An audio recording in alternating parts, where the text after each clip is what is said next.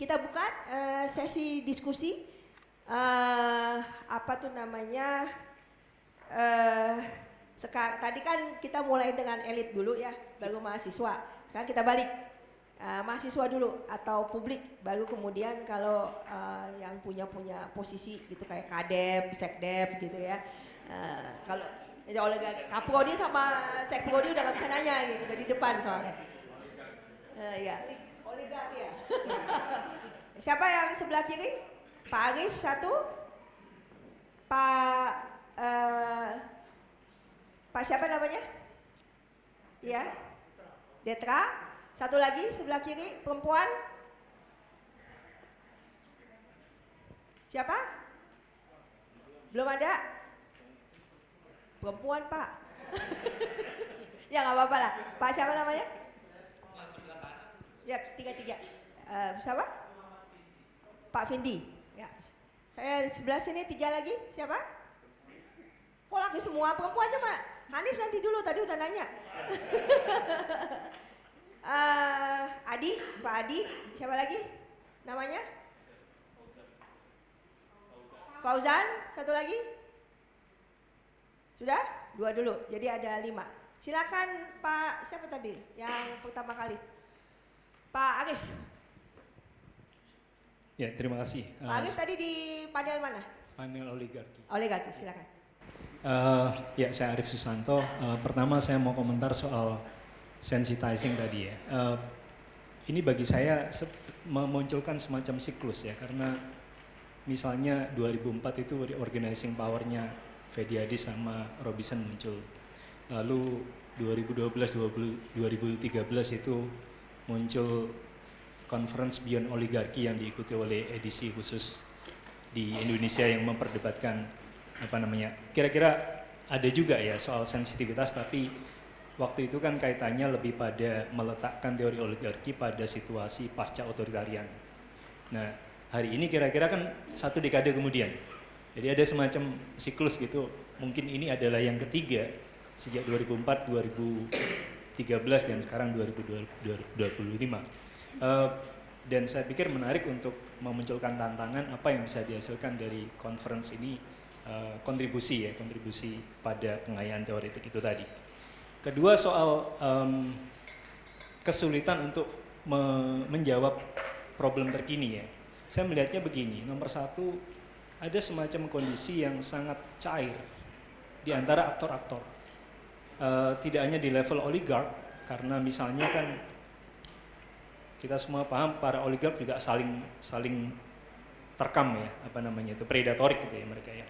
Tetapi juga bahwa kita sedang berhadapan pada suatu kondisi bahwa misalnya kalau dulu penerima BLBI dianggap oligark, ya kalau mereka dipersalahkan tidak terlalu problematik terhadap kelompok bawah. Tapi misalnya hari ini kalau Shopee diserang atau Tokopedia diserang, itu efeknya langsung terhadap kelompok bagian bawah gitu ya. Yang itu juga membuat kita punya kesulitan untuk meletakkan misalnya apakah Tokopedia itu lawan atau kawan gitu ya. Demikian pula pada aktor-aktor lain, di UI ada UI Bahlil dan UI non Bahlil, di UGM ada UGM Jokowi, ada UGM non Jokowi gitu ya. Begitu seterusnya.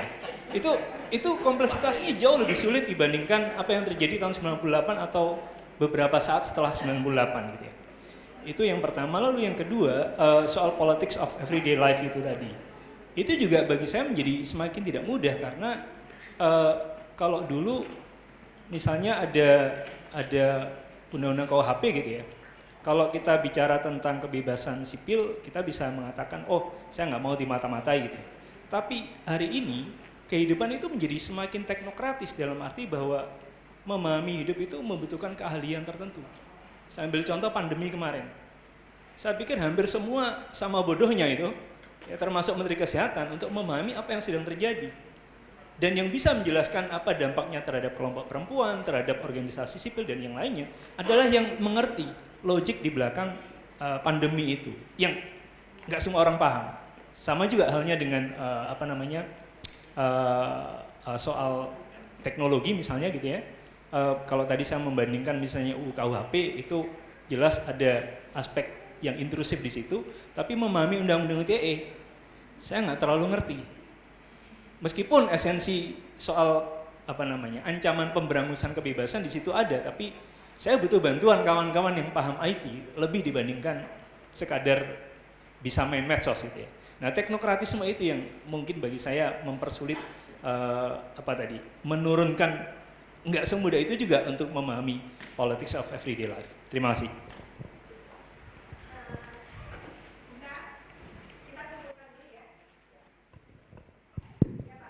Ya, Bismillahirrahmanirrahim. Pertama, tantangan demokrasi di era oligarki, digital dan krisis iklim. Memang semua itu betul. Puncak dan awalnya oligark aspek ya. Tapi kita harus meminimalkan sepak terjang oligarki itu supaya memberikan manfaat yang maksimal buat rakyat. Itu aja satu. Terus kedua, di dalam era demokrasi menurut teori itu memang pasti ada oligarki, tapi dieliminir gitu ya. Itu kedua. Lalu yang ketiga, sekarang ini kan Pak Prabowo ya, yang eksekutif pentolannya Pak Prabowo, yudikatif pentolannya belum kelihatan, harus ada. Legislatif juga harus ada pentolannya, belum kelihatan.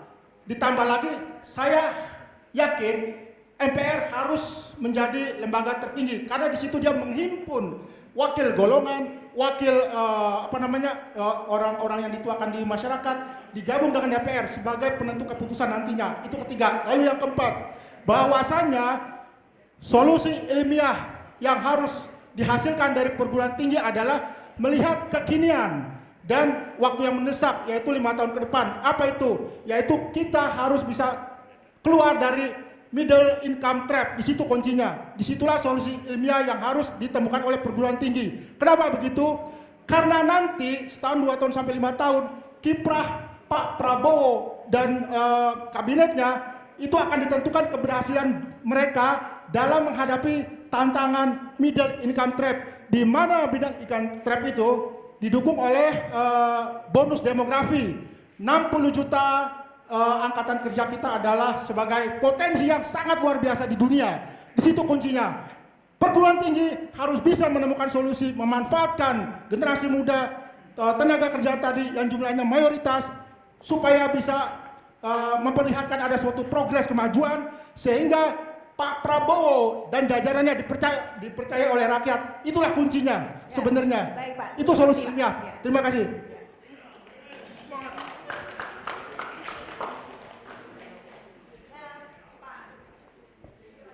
Ya, baik. Terima kasih. Bismillahirrahmanirrahim. Assalamualaikum warahmatullahi wabarakatuh. Mengenalkan, saya Muhammad Vindi, alumni Ilmu Politik, lulus 2008. Ya, sekarang mengajar di FEM IPB. Nah, IPB Bu, ya, IPB. Tadi saya mendengar ada satu kata tentang Gini rasio Bu ya. Gini rasio, kemudian para pembicara tadi juga sedikit menyinggung tentang ada kekhawatiran bahwa generasi muda itu menjadi sebuah permasalahan gitu ya, dan menjadi incaran elit gitu ya atas ketidakstabilan oligarki sendiri gitu ya. Nah, kalau kami di FPI itu kan begini, setiap ada sedikit guncangan sebenarnya selalu ada keseimbangan. Ya. Misalkan begini, orang miskin banyak, tapi kan growth-nya tinggi. Kita bisa 3-4%, 5% growth. Memang yang miskinnya itu banyak, tapi kan sebenarnya growth-nya tinggi, growth pertumbuhan ekonominya.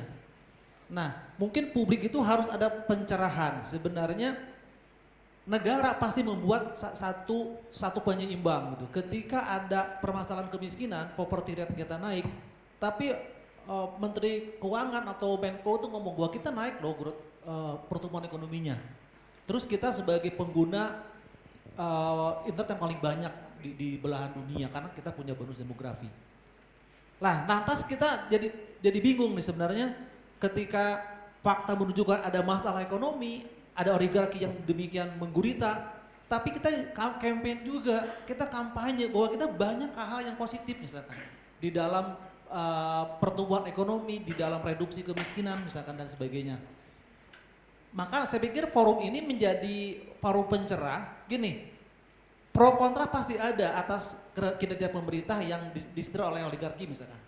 Tapi di sisi lain kita tidak bisa membantah banyak hal-hal yang bisa membuat itu tercengang. Wih, kita ada sekian 400 triliun untuk MBG, negara lain nggak punya kayak gitu misalkan.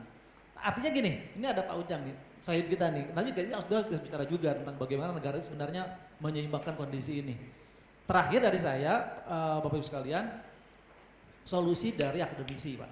Ya, akademisi itu sekarang mau gimana posisinya?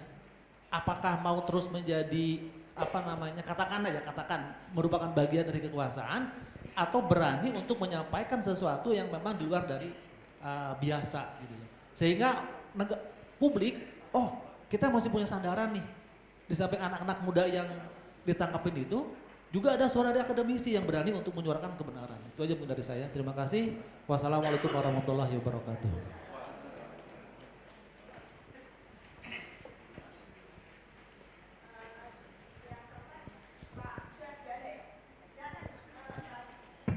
Assalamualaikum warahmatullahi wabarakatuh.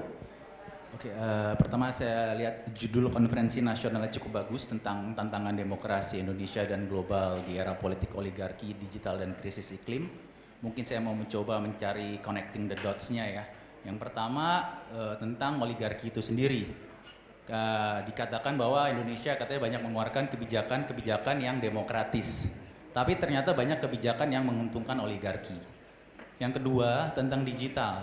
Digital itu katanya bisa memperluas ruang demokrasi, tapi dengan adanya efek algoritma dan echo chamber justru malah mempersempit ruang demokrasi. Yang ketiga tentang iklim. Iklim itu katanya adanya kebijakan energi yang akan menguntungkan rakyat, tapi ternyata banyak dikuasai oleh korporasi besar. Artinya saya bisa katakan adanya bentuk oligarki energi baru yang cuma ganti baju. Ujung-ujungnya juga korporasi besar yang menguasai, sehingga oligarki itu cuma sebetulnya berganti kostum, tapi mengatasi krisis iklim. Nah, pertanyaan saya dari connecting the dots itu semua bahwa sebetulnya demokrasi kita ini masih bisa dibahas sebagai demokrasi yang substantif menurut Bapak Ibu, atau demokrasi yang cuma ilusi. Terus demokrasi kita ini, oligarkinya kita ini, saya bisa mengatakan apakah demokrasi kita ini cuma sekedar reality show, tapi disponsori sama elit? Apakah seperti itu demokrasi kita? Artinya substansinya sudah berubah, yang artinya hanya demokrasi yang elit tetap partisipasi publik katanya ada, tapi tetap keputusan di tangan elit. Jadi saya menganggap demokrasi itu hanya sebagai dekorasi kekuasaan oligarki. Apakah demokrasi seperti itu yang terjadi menurut Bapak Ibu? Apakah demokrasi yang sifatnya dekorasi kekuasaan saat ini atau memang sudah berubah?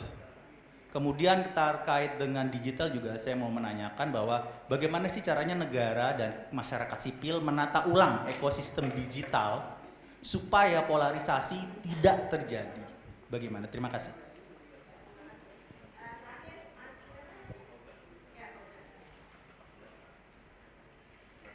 Tes. Oke.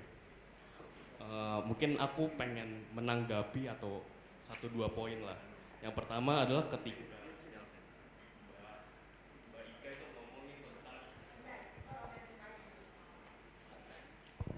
halo, udah. Tentang bagaimana trust kepada kampus itu kan. Terus aku juga bingung, kenapa masih ngomongin ke hasil riset kita diomongin ke pemerintah yang nggak dengerin lagi. Kenapa nggak balikin lagi ke masyarakat hasil-hasil risetnya?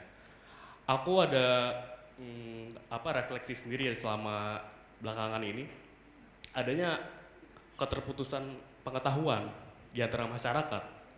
Dan ketidakadilan itu juga bukan cuma tentang sumber daya dan jaringan dan lain-lainnya itu, tapi ketidakadilan pengetahuan.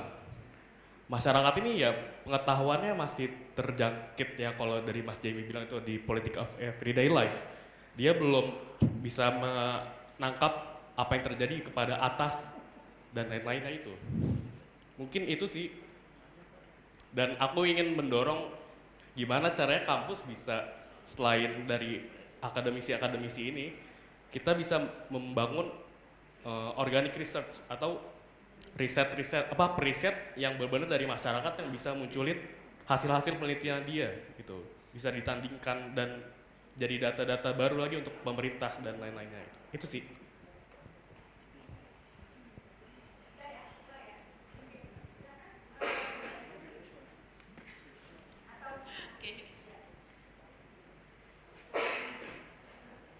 Tes, baik. Terima kasih. Saya tadi udah ngantuk-ngantuk tapi nama saya disebut jadi bangun.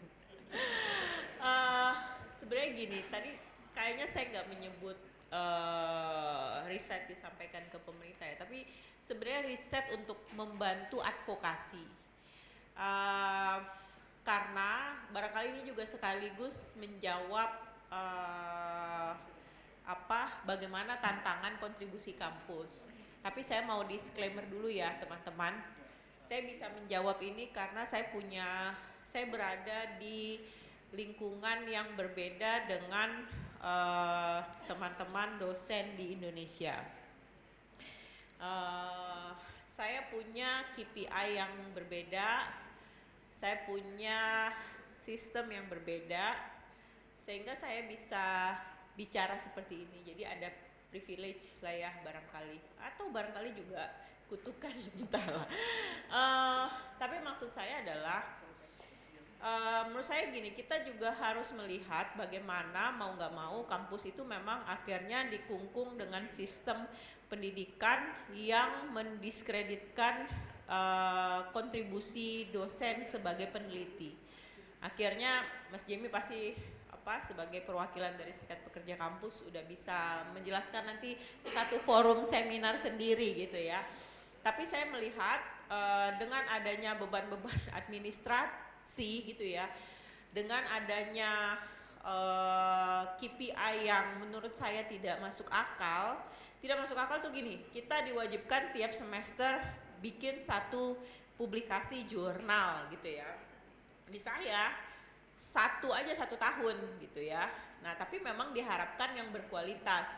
Tentu itu jauh lebih masuk akal. Dan akhirnya saya punya kebebasan untuk melakukan riset. Di sisi lain kita punya keterbatasan karena tidak bisa mengakses anggaran dari pemerintah gitu ya. Karena kita nggak bisa mengakses anggaran pemerintah, syukur juga sih. Karena syarat administrasinya banyak, akhirnya kita mencari ke tempat lain. Akhirnya kita punya kebebasan akademik yang berbeda. Kalau saya bisa lihat gitu ya, kebebasan akademik ini artinya apa teman-teman? Kita punya sumber pendanaan riset yang tidak bergantung ke pemerintah, tidak bergantung kepada pihak-pihak yang akan melakukan intervensi terhadap riset. Sehingga karena kita punya resources, kalau CSO itu datang gitu ya, saya sebenarnya nggak mau promosi, tapi teman-teman bisa lihatlah rekam jejak pusat studi saya, kita selalu hadir di saat kita memberikan analisis di saat orang lain nggak memberikan analisis. Dan itu for free. Media itu datang ke kita mau investigasi apa-apa yang kalau dia ke konsultan big data itu dia akan di-charge. Kita, if we think we like your research, it is align with our research interest, kita bantu, itu udah banyak banget. Dan akhirnya itu apa? Kita merasa, tapi itu nggak dipunyai di teman-teman yang lain gitu ya. Nih saya kasih tahu, misalnya untuk data aja, kita itu bayar sekian ratus juta. Kampus-kampus lain yang lain nggak punya. Kita punya interdisipliner karena tempat kita kecil, nggak kayaknya FISIP lebih besar dari tempat saya. Jadi kita komunikasi lebih besar. Cuma intinya apa? Kita punya privilege yang kita tidak terkungkung sama sistem di Indonesia, sehingga kita jauh lebih bisa berkontribusi kepada CSO, kepada media gitu ya. Di saat media tuh udah nggak punya resources gitu ya, mau mengeritik dengan data nggak ada resourcesnya, kita kasih gitu kan. Tapi itu kan kalau kita punya ruang-ruang kebebasan yang nggak harus ngajar 5 kelas gitu kan, ngajar 7 kelas, terus harus bikin jurnal 1 semester 1. Nah maksud saya itu ketika dosen itu memang tugasnya adalah mengajar dan riset, bukan beban-beban administrasi yang lain, di saat itulah belum lagi intervensi macam-macam ya, intervensi nanti ancaman dari mana-mana gitu ya, kan sejauh ini kita punya, jadi kita sebenarnya lebih leluasa di situ. Kenapa saya bilang kayak gini? Karena sebenarnya banyak sekali CSO itu butuh ditemenin. Saya setuju dengan Mas bahwa riset itu harus disampaikan ke masyarakat. Barangkali masyarakatnya nggak sadar gitu.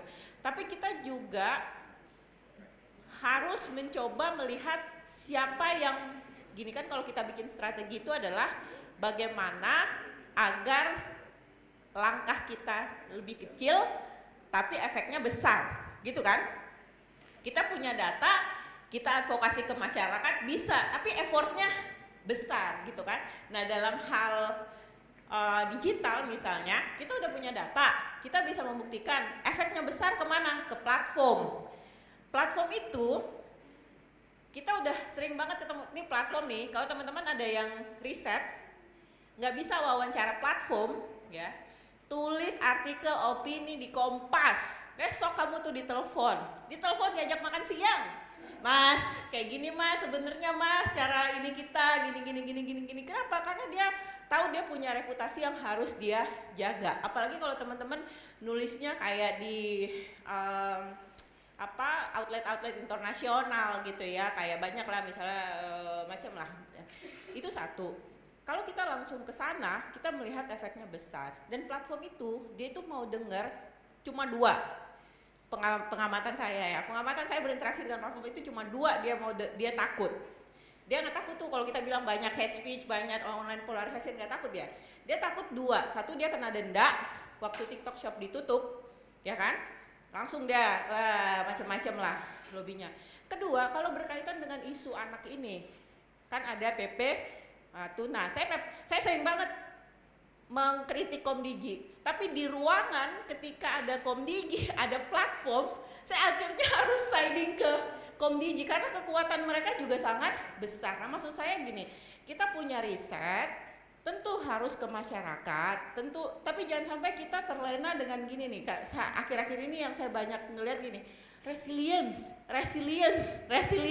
Kita mencari resilience masyarakat seolah-olah kayak ini yang tanggung jawab juga harus kita iniin gitu ya. Jadi kita cuma membangun resilience masyarakat. Nah jadi itu satu ya. Jadi riset tentu butuh disampaikan ke masyarakat. Tapi menurut saya yang paling penting sekarang adalah mari kita bantu organisasi, masyarakat, lembaga yang melakukan advokasi. Kita support dengan riset kita. Satu lagi barangkali kalau saya boleh, tapi ini berdasarkan pengalaman saya di kampus saya yang memang social studies-nya tuh cuma 1 public policy. Sisanya tuh data science, cyber security, macam-macam. Teman-teman di ilmu politik, kalau bikin kajian tentang misalnya tadi di tempat saya digital, diajaklah teman-teman yang dari cyber security, diajak teman-teman dari data science, karena sesungguhnya mereka itu tahu banyak bolong-bolongnya. Tapi kenapa? Mereka itu nggak berani ngomong. Saya nih di tempat saya sampai saya sampai latih teman saya yang dari data science, sampai cyber security, saya bikinin key message, saya udah kayak konsultan PR personalnya. Karena kalau yang ngomong Ika Idris public policy, aduh orang ini siapa sih ini mulu Ika Idris, padahal keahliannya public policy misalnya media. Tapi ketika yang ngomong orang cyber security, kan kita nggak harus juga tampil kan, tapi kita yang feeding. Data science kalau ngomong, saya pernah nih election, pokoknya gini ya, ngomong 7 menit, dia bikin slide 30, saya bilang ini udah nggak mungkin media naikin 30 slide.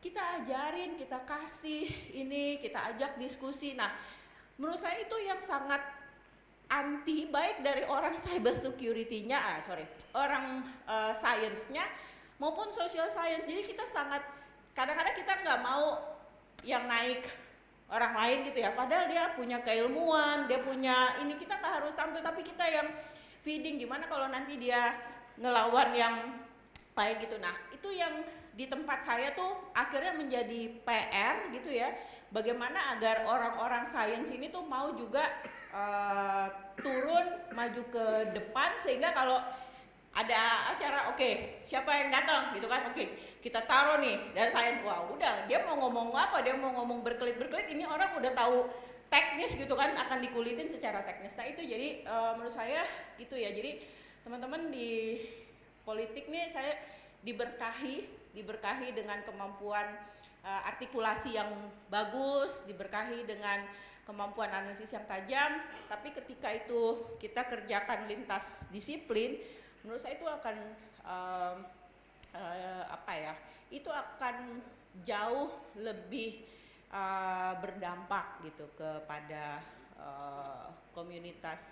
Nah, terakhir untuk masalah demokrasi macam-macam, tadi susah cari bentuk. Kalau saya sih sedikit komentar, saya juga sempat menulis ini sebenarnya. Jadi yang kita lihat tuh dari pemantauan kita di election dan pilkada itu sebenarnya memang sudah ada polarisasi.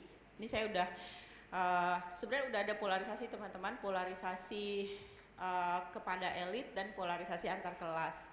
Itu kita lihat di sekitar 1,5 juta data yang kita analisis waktu election. Sedihnya sebenarnya waktu di akhir tahun 2024 Kementerian Keuangan waktu itu bikin forum agenda setting Kementerian Keuangan. Saya disuruh presentasi sama Pak Justinus sama Ferry Irwandi ya. Saya presentasi, saya bilang, ini ada polarisasi ekonomi ya, anti asing, anti asing, ada polarisasi politik, anti elit. Udah saya presentasi, ini hati-hati gitu kan. Kita udah science research itu sudah memberikan warning di forum yang memang penting gitu ya. Tapi kan masalahnya mereka mau pakai apa enggak gitu kan. Abis itu kan yang kena justru dari Menteri Keuangan gitu kan. Ya masalah guru lah dan semacam. Jadi orang itu dia nggak peduli lagi dengan, ini kan udah ada bantahan kan itu disinformasi. Kalau teman-teman lihat di fake-nya Sri Mulyani itu yang share dosen, guru, profesor. Nggak ada yang educated people itu juga share. Karena kenapa? Itu udah kalau dalam sosiologi itu udah ada tertanam gitu ya, anti elit kelas gitu ya, bagaimana ketidakadilan. Jadi video-video disinformasi itu kan cuma anchoring ke kondisi yang sudah ada dan orang-orang nggak peduli lagi. Kan ada orang-orang nggak peduli lagi. Kenapa? Karena ada juga kondisi ketidakadilan, ada juga government menyebarkan macam-macam misinformasi sama disinformasi.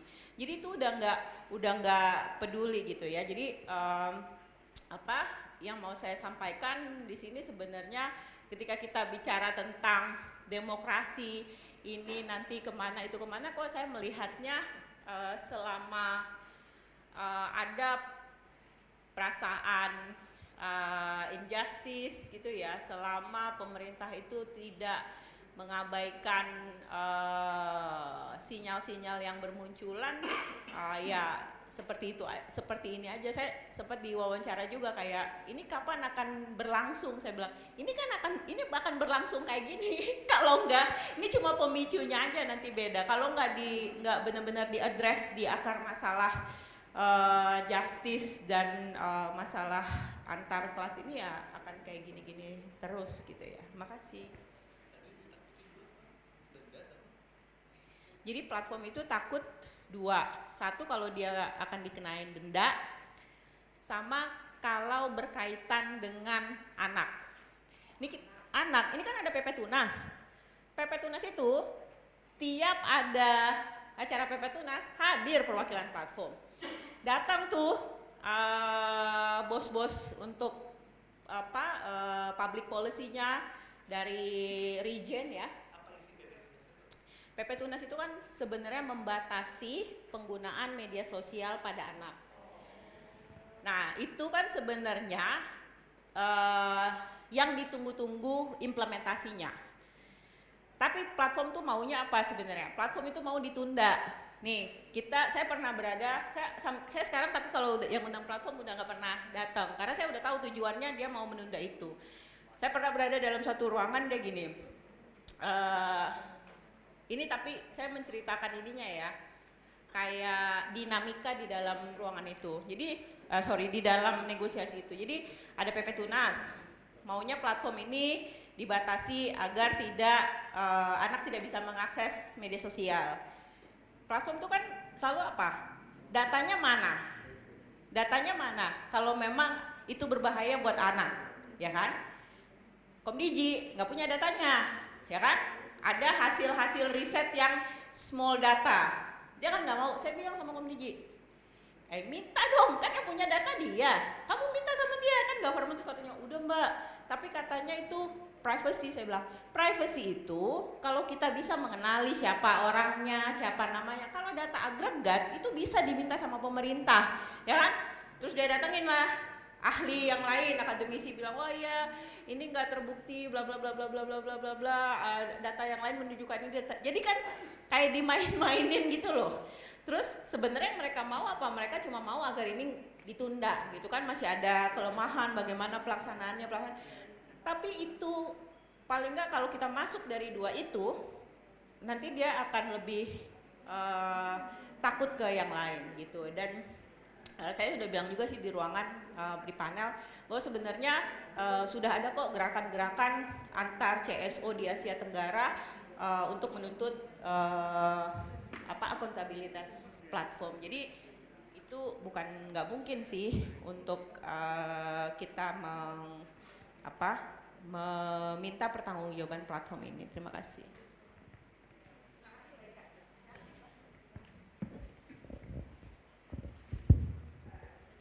Ya, makasih. Mungkin saya mulai dari Pak Alif soal pluralisasi aktor gitu Pak ya. Dan saya setuju Pak, ini situasinya unprecedented menurut saya ya. Karena kalau Marcus Mizner itu pas dia nulis coalition behind the president gitu kira-kira ya. Kan kira-kira dia bilang argumennya adalah aktor politik Indonesia itu udah kadung plural gitu kan ya. Baik di tingkat negara maupun di tingkat masyarakat. Pluralnya itu ironically, pas gak nih ironically ya, di sisi lain itu membangun justru stabilitas Pak. Stabilitas sistem, tapi dia sebenarnya saling ngunci kepentingan aja intinya gitu ya. Jadi kalaupun ada sesuatu yang akan terjadi dalam konteks politik Indonesia, itu akan sangat susah untuk bisa, ini argumen dia ya, kita bisa setuju bisa tidak setuju, untuk mendorong ke soal single actor atau authoritarian.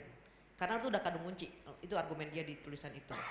Nah, poin soal pluralitas aktor atau pluralisasi politik Indonesia kan juga terjadi di masyarakat, gitu kan. Nah, ini kan kondisi yang zaman 98 atau tidak kita temui di zaman-zaman sebelumnya.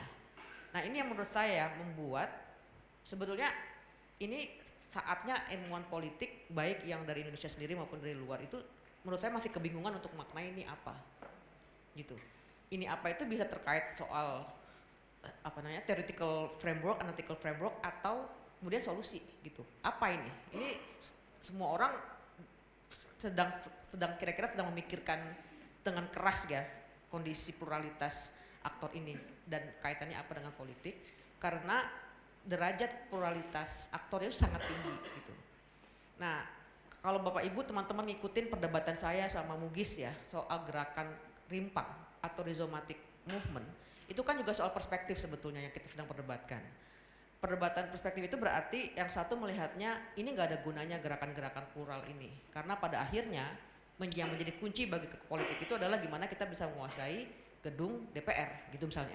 Nggak ada tuh urusannya sama gerakan-gerakan kecil-kecil yang kita lihat terlibat dalam aksi-aksi demonstrasi pada pada belakangan ini ya, mulai akhir Agustus sampai sekarang, dan kemudian mereka juga sangat rentan dan akhirnya sekarang tangkap polisi 1000-an orang itu gitu ya, membuktikan misalnya bahwa mereka sangat rentan gitu ya. Tapi poin saya adalah kayaknya kita perlu mengayakan diri dengan perspektif yang berbeda ngeliat Indonesia gitu, karena kalau ditulis terus-terusan di oligarki lagi, terus-terusan di isu elite centric atau society centric, atau sebetulnya it can be both gitu.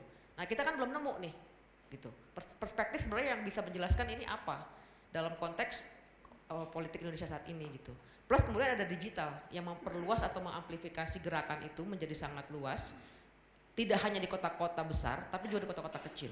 Kalau Bapak Ibu analisis kita yang sangat Jakarta sentrik atau Jawa sentrik, Jakarta sentrik lah ya, gimana kita bisa menjelaskan Pati misalnya yang terjadi dengan di Pati yang soal ketidakadilan pajak gitu kan. Itu gimana tuh ceritanya? Bisanya apa namanya, warga kumpul berhari-hari dengan sumbangan macam-macam dengan sangat kuat gitu ya. Kalau kita semata-mata hanya melihat dalam satu perspektif gitu, saya tuh terus terang agak khawatir kita sendiri mengalami kemandekan dalam cara kita menganalisis kondisi yang sedang berubah ini gitu.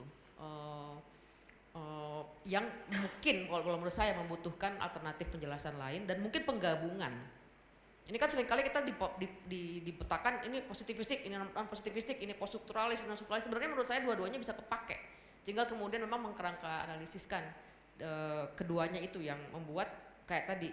Kalau perspektifnya aktor oriented, kita akan bilang, oh ini polarisasi udah kadung saling mengikat, dia akan nggak mungkin. Tapi bagaimana dengan tingkat masyarakat? Gak bisa dijelaskan dengan cara itu gitu. Nah jadi ini mungkin kalau buat saya solusi, kebalik lagi tadi poin solusi ilmiahnya adalah mendorong perspektif baru, lintas, tadi saya udah bilang lintas disiplin, tapi jangan-jangan di tingkat ilmu sosial sendiri lintas perspektif gitu, yang selama ini nggak ketemu, yang satu ngomong apa, nggak ngerasa ada hubungan dengan oligarki ngomong apa, ngelihat yang ini, apaan sih nih, nggak nyambung gitu. Jangan-jangan sebetulnya kita perlu lebih kreatif untuk melihat perspektif itu dan kemudian menjadikannya alat kerangka analisa yang mungkin bisa menjawab apa namanya persoalan atau kondisi yang sekarang kita hadapi gitu. Termasuk juga kayak tadi aktor ini kan blur nih. Dan ada juga teman-teman pasti ngikutin, kita punya dengar-dengar gosip-gosip, gibah-gibah, ada Parjo versus Parcok gitu-gitu kan. Itu ketika kita misalnya tadi kampus harus berposisi. Itu tuh susah banget ketika kita mendukung atau mau ngomelin atau kritis terhadap penangkapan aktivis. Gitu ya. Kita tahu kita di frame sebagai mendukung Parjo, ya enggak? Kita mendukung pemerintah, mendukung ini aktivis memang harus didisiplinkan. Kita seolah-olah dianggap mendukung polisi dan sebaliknya. Ini membuat kampus itu jadi susah banget untuk berposisi gitu. Karena langsung diidentifikasi sebagai either this or this. Petanya itu selalu berdua begitu gitu ya. Saya ngalamin sendiri soalnya bagaimana berusaha untuk kritis terhadap ini tiba-tiba di frame sebagai sesuatu yang lain gitu ya. Nah, artinya apa nih? Saya setuju bahwa perlu ada kampus ini udah kadung di Menara Gading gitu ya. Udah ngomong, kita mulailah whatever kita menyebutnya ya, mengemas penelitian kita secara populer supaya bisa dikunyah gitu ya, bisa dipahami oleh publik yang luas di luar kampus. Setuju. Masalahnya itu bukan cuma soal informasinya. Masalahnya juga adalah soal posisinya gitu. Posisinya di mana itu akan mempengaruhi kita dianggap sebagai apa dan kita dianggap sebagai terima duit dari mana-mana. Gitulah yang menurut buat posisi kampus itu sangat dilematis gitu. Opsinya kemudian bagaimana kalau kita underground aja, udah kita langsung kolaborasi dengan masyarakat. Saya terus terang agak setuju dengan Mbak Ika dalam arti kita harus ngajarin masyarakat. Enggak, masyarakat tuh udah punya pengetahuan sendiri. Tinggal kita nyambungin sebetulnya, sambungin dengan yang kita miliki. Mereka punya pengetahuan sendiri, tiap hari mereka survive, tiap hari mereka bisa ini itu kok. Tapi tinggal sambungannya gimana dengan yang kita pahami gitu. Sehingga posisinya itu jadi co-production of knowledge gitu. Ini mungkin tradisi baru lagi ya yang saya pelajari dari orang-orang political ecology, co-production of knowledge yang memposisikan setiap aktor tuh sama posisinya gitu.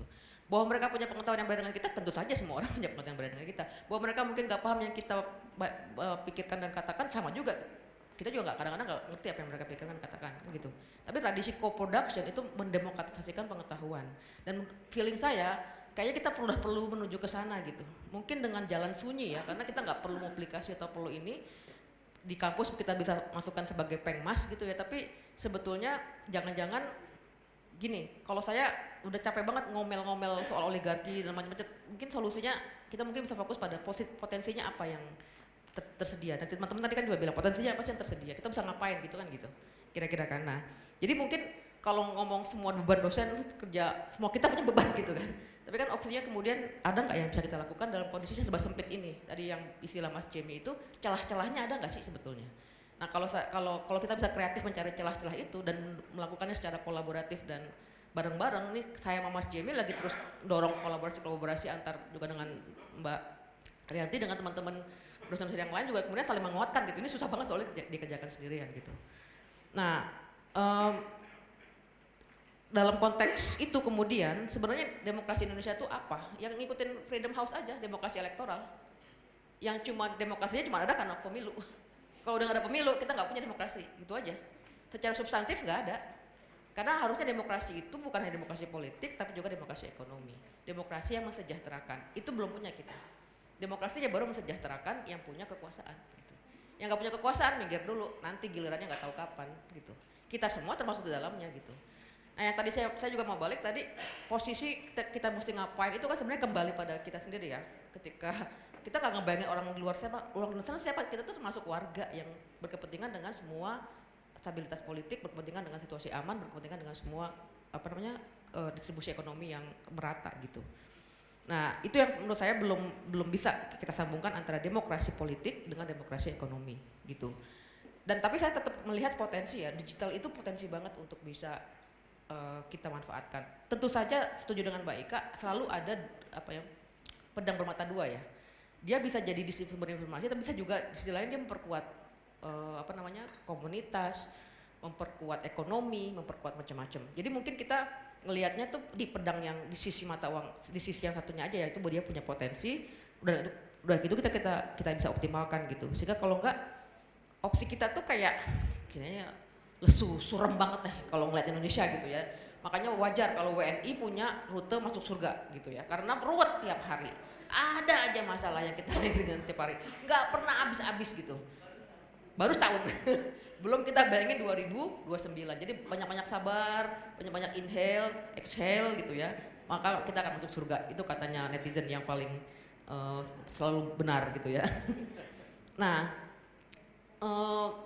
gini menurut saya Pak Vindi memang betul Pak, secara natural ada krisis, ada penyeimbang, ada equilibrium kan gitu Pak ya logikanya ya, equilibrium gitu, secara natural gitu. Nah masalahnya kan yang menjadi kritik kita ini bagaimana proses equilibrium itu ya dan proses penyeimbang itu, pertanyaannya agak politikal ekonomi Pak, siapa yang diuntungkan gitu kan Pak. Jadi sebenarnya yang kita keluhkan secara jamaah di sini kan ya, nih nggak adil nih semuanya kebagiannya pada kelompok yang lebih diuntungkan gitu.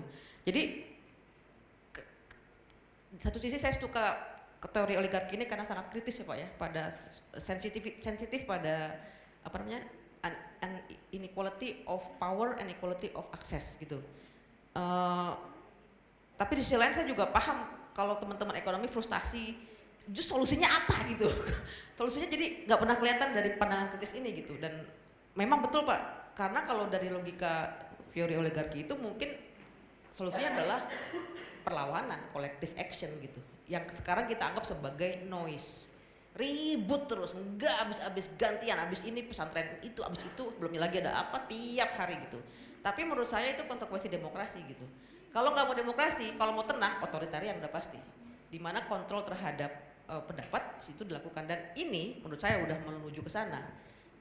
Tren ini gimana aktivis muda ditangkap gitu ya Pak ya, diperiksa, dibotakin. Menurut saya itu mengirimkan message pada orang-orang muda lagi, lo kalau gadung-gadung terlalu kritis nih bentuknya. Itu teror menurut saya. Dan itu menurut saya udah makin kesini tuh makin keras gitu, di luar lepas dari persaingan antar elit yang sedang terjadi saat ini yang kita nggak tahu tuh, katanya rumit banget petanya di sana itu, terkait dengan konsekuensi dari polarisasi aktor aktor politik. Nah tapi mungkin poin saya terakhir adalah bagaimana atau usulan, mari kita berpikir mencari celah gitu, mencari celah yang secara kolektif atau individual kita sebagai warga itu bisa ikutan cemplung gitu, with one way or another way gitu yang bisa kita kontribusikan. Otherwise kita harus merasa problemnya bukan di saya, problemnya di sana gitu. Sana itu mana nggak tahu gitu kan.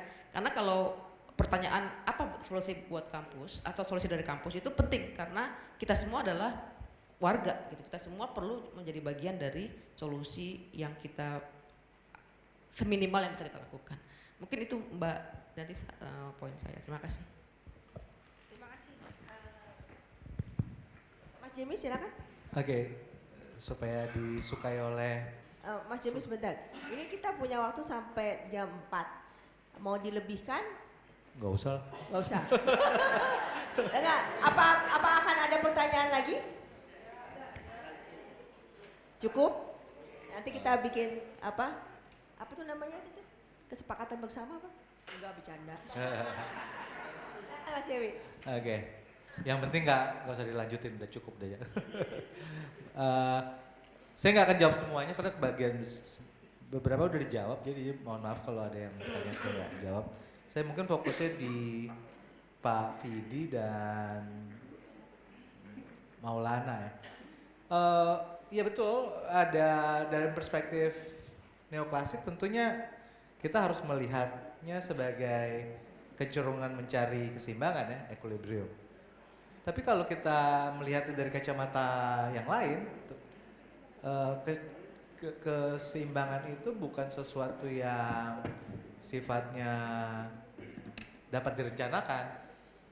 Dia ada faktor-faktor yang sangat banyak sekali gitu ya yang mempengaruhinya. Yang tadi termasuk mungkin kalau Bapak sempat mendengar yang tidak dibahas tapi kemudian jadi temuan atau kesadaran dari 3 panel tentang tensi di geopolitik global. Kalau kita cuma ngomongin apa namanya, oh ya ada apa tadi, ada inequality tapi juga ada apa program fiskal yang besar gitu ya, seolah-olah udah menyediakan keseimbangan. Tapi kita ada faktor yang lain Pak, ada geopolitik global yang sangat mempengaruhi siapapun di bawah kolong langit ini sekarang gitu ya. Jadi saya bukannya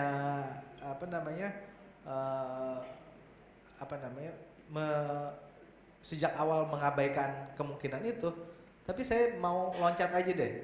Katakanlah negara ini mampu untuk memompa, ini kan demand side kan ceritanya kan, mau memompa dana ke masyarakat supaya ekonomi berputar.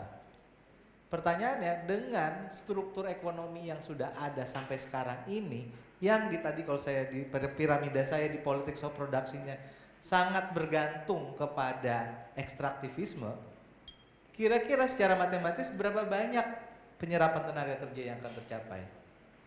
Sangat kecil Pak, karena di dalam pengalaman yang selama dalam sejarah, orang yang bernama John Maynard Keynes juga berpikir seperti itu, tapi ujungnya adalah full employment. Itu dasar teorinya dia, orang harus semuanya atau mayoritas bekerja.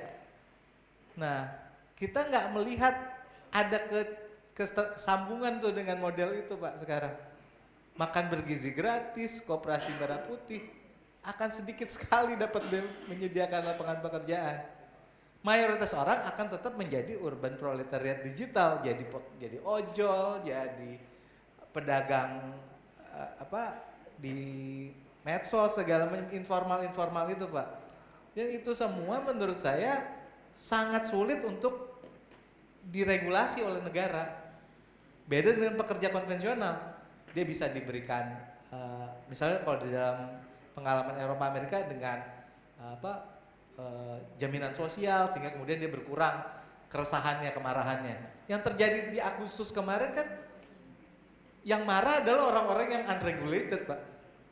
Ojol, anak muda, itu kan gimana beregulasinya? Mereka nggak diregulasi karena disingkirkan juga selama ini oleh struktur ekonominya. Jadi kalau tiba-tiba, wajar lah kalau satu-satunya cara yang dilakukan kemudian adalah ngejar mereka, nangkepin mereka, intimidasi mereka. Bahkan cara-cara yang paling melanggar hukum pun diterapkan, razia buku. Itu udah dilarang oleh negara sendiri dari tahun 2010. Itu kan satu reaksi politik logis dari sesuatu yang mereka nggak bisa regulasi Pak. Jadi persoalannya kemungkinan ekonomi itu dianulir sendiri oleh struktur ekonomi yang sekarang. Nggak tahu kalau dalam berapa tahun ke depan ya, dengan janji tadi Indonesia emas terus kita bisa menyediakan lapangan pekerjaan formal yang lebih besar. Nah itu mungkin beda cerita ya. Tapi kalau saya lihat sampai sekarang ini yang terjadi, kalaupun Menteri Keuangan mengatakan akan mampu menggerakkan pertumbuhan ekonomi, pasti jobless growth. Pasti pertumbuhan yang tidak banyak jumlah pekerja formalnya. Karena nggak ada sampai hari ini nggak ada janji untuk memberikan kepastian pekerjaan formal. Yang ada justru Undang-Undang Cipta Kerja yang memperdalam informalisasi pekerjaan. Jadi kontradiksi-kontradiksi itu menyebabkan masyarakat juga nggak perlu pergi ke kampus juga udah tahu itu nggak nyambung gitu antara satu tindakan negara dengan tindakan negara yang lain. Mohon maaf kalau berbeda pendapat dalam hal ini.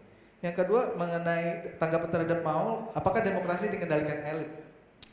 mungkin itu salah satu bahaya dari teori oligarki ya, memberikan kesan bahwa demokrasi dikendalikan elit gitu. Demokrasi elektoral dimenangkan oleh elit, tapi kenyataan-kenyataan seperti 25 Agustus dan seterusnya itu kan menunjukkan elit juga nggak bisa mengendalikan demokrasi dan malah sepertinya tergoda untuk mengentertain para elit dengan gimana kalau switch aja ke otoritarianisme. Laporan-laporannya bocor halus kan menunjukkan udah ada upaya-upaya untuk mendorong darurat sipil dan seterusnya kan. Sesuatu yang membingungkan kan, setelah 30 tahun reformasi kok masih ada godaan untuk kembali ke darurat sipil. Itu kan menunjukkan mereka nggak punya jawaban kalau menurut saya. Tidak dapat mengandalkan sepenuh-penuhnya elit tidak dapat mengandalkan sepenuh-penuhnya masyarakat, terutama generasi muda yang mereka bingung gimana cara mengendalikannya. Satu orang bisa punya persona yang sampai 4 sampai 5. Karena ruang digital itu satu orang bisa punya dirinya bisa Jimmy A, Jimmy B, Jimmy C gitu, dan semuanya aktif di dunia sosial, semuanya punya teman, dan semuanya bisa ngajak orang untuk melakukan tindakan kolektif, sesuatu yang nggak terjadi pada generasi sebelumnya. Nah itu menurut saya masih membingungkan buat elit berhadapan dengan generasi yang baru ini. Karena mungkin kalau generasi yang sebelumnya dikasih bansos kelar gitu. Kalau generasi yang ini bukannya mereka nggak butuh duit, sangat butuh duit bahkan, tapi mereka adalah kenyataan sosiologis yang baru yang belum bisa ditundukkan oleh elit. Itu yang menyebabkan saya nggak terlalu setuju dengan pernyataan bahwa demokrasi dikendalikan oleh elit. Demokrasi elektoral sehingga saat ini dimenangkan oleh elit. Tadi ada penjelasannya di sesi elektoral karena syarat-syarat yang sangat sulit, biaya politik yang mahal dan lain-lain. Tapi demokrasi dalam pengertian yang melampaui elektoral sangat sulit untuk semata-mata dikuasai elit karena kenyataan-kenyataan material di luar elektoral sangat berpengaruh hingga saat ini, termasuk yang digital. Mungkin dari saya itu aja Mbak, saya kembalikan kepada Mbak Riyati sebagai moderator.